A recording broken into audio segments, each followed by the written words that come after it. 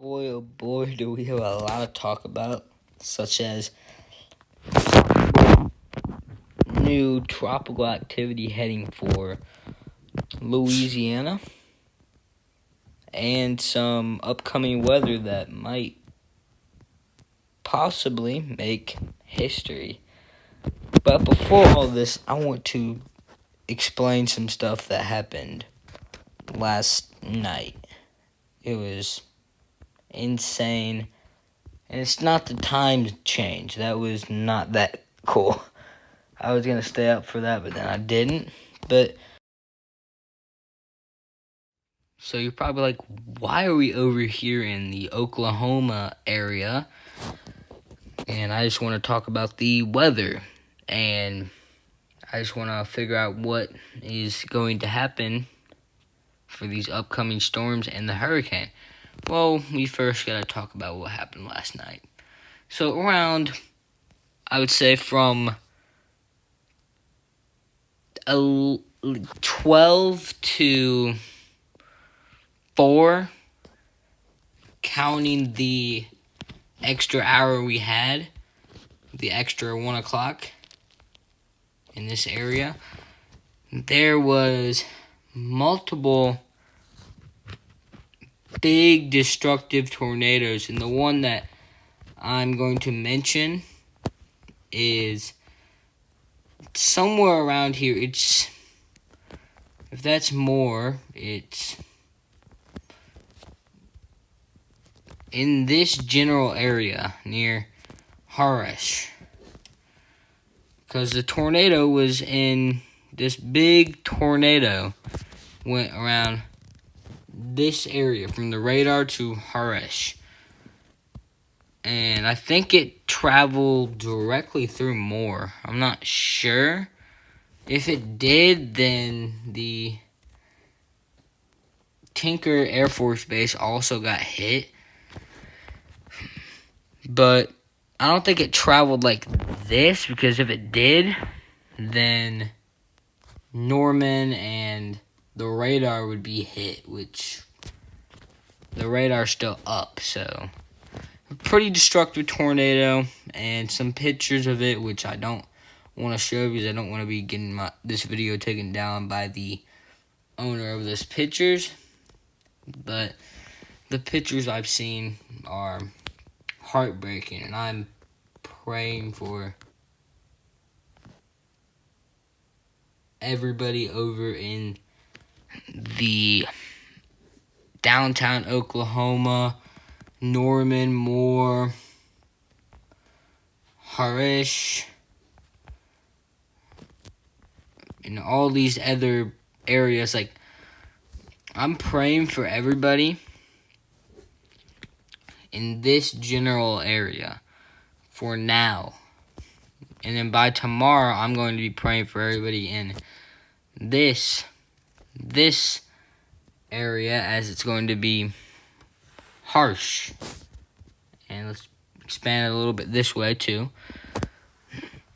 Which, yeah, it's going to be pretty harsh in majority of these areas. We've already got some possible tornadoes, and we've had multiple confirmed tornadoes today that the lovely storm chasers that I'm looking at right now have been chasing. If it wasn't for any of these storm chasers last night, there would have been more fatalities than there are right now. So far, I believe there's been only 1 fatality, maybe 2, but it's going to be, it would have been worse if these guys weren't here warning us. So let's just get back to So currently there has been a tropical storm warning for the whole entire island of Jamaica. Please, if you live on the island of Jamaica, take this serious. This is going to be a very impactful storm for flooding concerns. There will be wind, but flooding will be the main concerns if you're in Jamaica along the coast. If you're in Jamaica inland, still be worried about those winds, but I don't know how bad flooding will be will be for you guys. But it's the opposite for the Cayman Islands. They are going to be having a tropical storm. They're currently under a tropical storm watch, which will soon be upgraded to a warning as the storm moves closer. Then it will become a hurricane just off the coast of Cuba. So Cuba will be feeling majority of the impacts for now. And I do see this going up, possibly either turning, going into Florida, or continuing on the path it's going to. And we'll just see, because this may or may not be our last hurricane of this season. I'm hoping it is. I want to be done with hurricanes, be done with storms, and move on to winter. So the winds are, if you're in the red, which some of the Cayman Islands are, and I'm surprised Cuba really ain't. But that would be 80-mile-per-hour winds. Actually, no, 70-mile-per-hour winds if you're in the red. So 70 to 80-mile-per-hour winds. And this is the wind you will probably be getting soon. And as you see, the winds go all the way out to Miami. And then all the way out to Cozumel, Mexico. So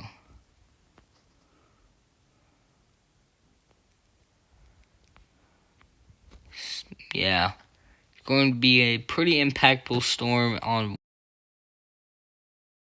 So you're probably asking yourself, when will the wind arrive to my location if you are in the path of this storm?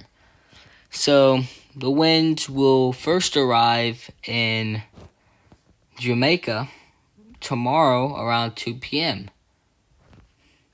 And then when it reaches Cuba, it will be Monday at 8 p.m. Tuesday at 8 a.m. it will be in the middle of Cuba. The wind will have reached the middle of Cuba. And Tuesday at 8 p.m. it will have reached Mexico and Florida, believe it or not. Florida will start feeling some gust of wind, especially the Keys. They will start feeling the gust of wind at around 8 p.m. Tuesday. Then Tampa. Can't believe we're talking about you. Wednesday at 8 a.m. you could start feeling some gust of wind, maybe knocking over some tree limbs and making the tides real bad. And then the panhandle of Florida will experience wind at 8 p.m. Wednesday. And then Thursday at 8 a.m., the New Orleans area will start feeling the impacts from this storm. So what about wind? What about wind? How's the wind going to affect my area? Well, there could be 8 inches of rain in some places in Jamaica and 6 inches of rain in the Cayman Islands, along Haiti, possibly 6, and along Cuba will be 2 to 4. So, and then even over there in the Bahamas, lower end of the Bahamas could be 2 to 4 inches. Honduras, 2 to 4 inches. The main concern for flooding would be Jamaica for now, due to the heavy amount of rainfall that's going to be falling in the next the next day or so in Jamaica. But I will keep you updated on this rainfall due to it being very concerning. So in the enhanced risk, which is day 1, we're already starting out bad, is 892,000 people in this risk, including Fort Smith, Arkansas, Sherman, Texas, Ardmore, Oklahoma, Denton, Texas, Van Buren, Arkansas. And the slight risk, which the slight risk is a lot bigger than yesterday's. It includes 10 million population. That's why it's a lot bigger. Dallas, Fort Worth, Oklahoma City, Tulsa, and Arlington. And the marginal risk, which I think we can still see a bunch of strong storms in the marginal risk too.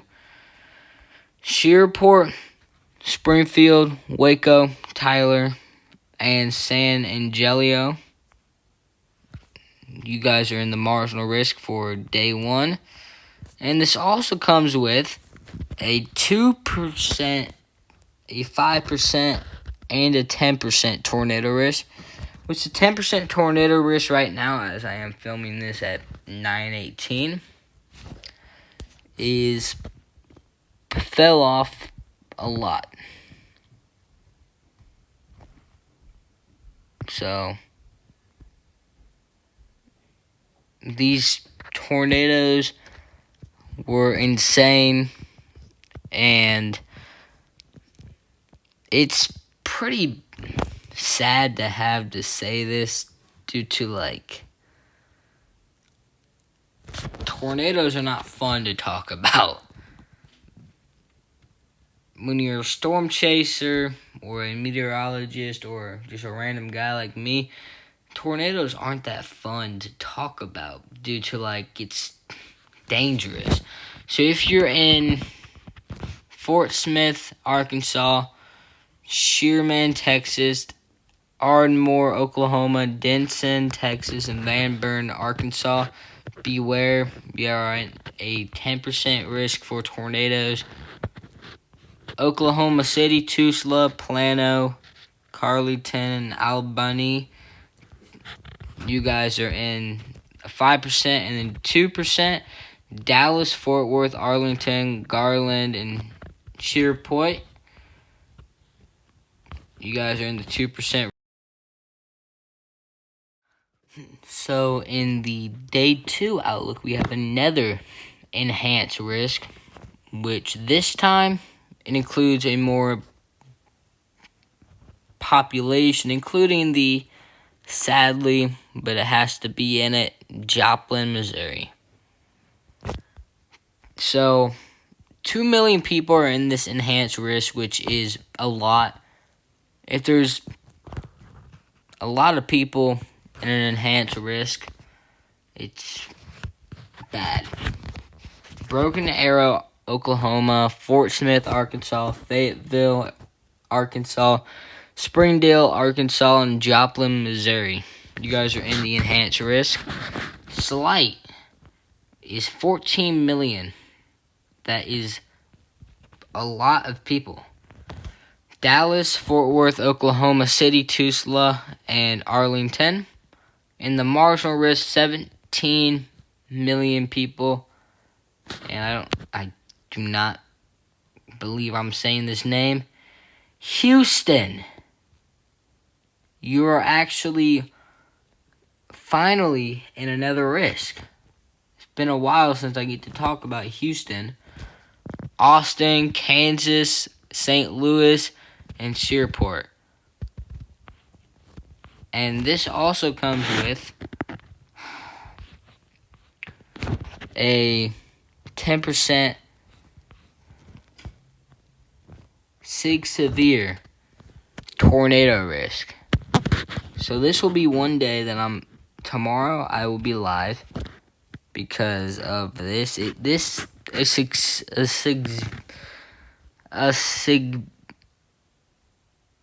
Severe. That's what I was trying to say. That type of box, as you see down here. 2, 5, 10, 15, 30, 45, 60, and then SIG. SIG severe, that's higher than the 60 on this map. And that means there could be big tornadoes in that area. And you're probably like, why don't they just put it 60? Because it's not capable of being 60. 60 is high risk type stuff. I don't know how many times we've seen 60 for a tornado probability. I know I've seen, I believe the max I've got to for tornadoes in my life is a 30. I've not seen 45s, I've not seen 60. I've seen a 30 though, one singular time I've seen a 30. And that was during the Oklahoma high day. I remember I was at school and I kept on checking the weather, trying to figure out like what's the best time to go live and everything. I missed one whole class trying to figure that out. Like, it was nuts. But in the SIG severe is, if you are in the SIG severe, you got to be listening up closely. Muskogee, Oklahoma, Shearman, Texas, Paris, Texas, Greenville, Texas, and Denton, Texas. So a lot of Texas cities are in this. Broken in the 10% risk. And also, since the SIG severe category has went over 1 million, I will be doing a live stream tomorrow. Because if the population goes over 1 million and it's in a 10% risk, I gotta be live. So 10% risk, Broken Arrow, Oklahoma, Fort Smith, Arkansas, Muskogee, Oklahoma, Shearman, Texas, and Paris, Texas. For the 5% is Dallas, Fort Worth, Tulsa, Arlington, and Plano. And the 2% is Oklahoma City, Shearpoint, Waco, Killing, and Wichita Falls. So, yeah, it's a pretty good indication that we will see a lot of stuff. And then if you're curious, here's the wind risk, 30%. And here's the hail risk, which is another concerning thing, 15%. But it's going to be a pretty bad day tomorrow. So make sure to watch a live stream that I will be doing due to this being a SIG severe. So 6 to 10 day temperature outlook shows much above average temperatures over here in the Ohio Valley to the middle of Florida. So I know we are looking for a way to gain that heat over here because it's been chilly and it's going to happen. But I can't say the same for you guys over here in New Mexico. From New Mexico to Colorado, it will be chilly. Very chilly. And then over here, it's going to be near normal.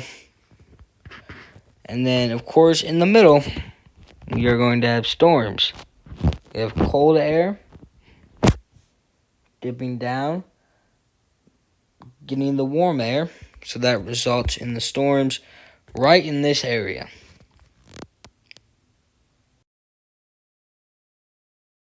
I cannot say the same about the rain, though. Almost everybody in the USA will be getting above average rainfall for once. Majority of this area, which will be where our storms are, will be getting rain. And then these are where the storms are entering. That's why it's above average over here. But majority of us that are needing the rain will possibly get some of the rain. I can't say the same about Ohio and West Virginia. You guys are still, meaning me, in a drought. A little tiny drought still slivers here. We do still need some rain, but now it's finally time for my favorite thing to do this video. Look at all the storms we were talking about. So before we look at any of this, let's currently go ahead and look at our developing hurricane. As you see right now, it's trying to do something. If we move this forward, it will eventually get up there. And as you see, by tomorrow, it will be making landfall. This shows the eye going just a little bit farther away from Jamaica than doing direct hit. If we continue going up, we can see it about to hit Cuba. And this is as far out as we can go. But you see all this wind that's pushing, that will possibly make our next system. The wind is pushing upwards, that's making this hurricane go up. But if it continues and this wind goes down, it might push the hurricane down here, which would be good for us here in the USA, but I don't know if that's going to happen. But now,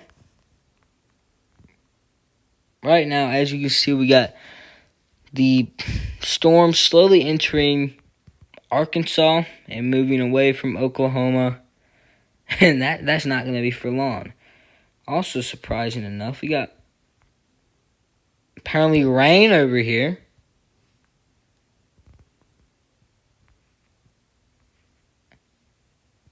I did not see any rain out there, but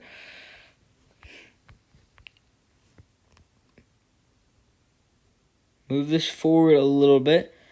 As you see, by tomorrow, storms will start dying down until 7 a.m. We got a new batch of storms that will be developing.